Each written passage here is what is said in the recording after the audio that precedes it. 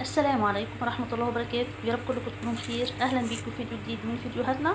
النهاردة إن شاء الله هنعمل مع بعض برجر الفراخ بشكل مميز كده وبطريقة مميزة إن شاء الله هتعجبكم وتنال رضاكم.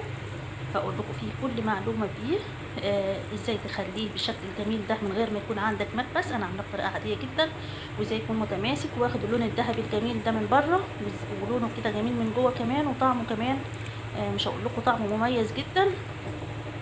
البرجر سواء فراخ او لحوم مميز، الكبار والصغار بيحبوه. ان شاء الله هعمله معاكم بطريقه بسيطه. ممكن تقدمي معاه عيش كايزر زي ما معروف، او عيش بلدي، او مكرونه، او رز مفلفل كده زي ما انا عاملاه. انا مقدمه معاه رز مفلفل وشويه بطاطس محمره وشويه سلطه كده، والحمد لله. ربنا يديمها علينا نعمه يا رب. قبل ما ابدا الفيديو معاكم اتمنى ان انتم تدعوني باللايك والسبسكرايب، وان شاء الله اكون عند حسن ظنكم.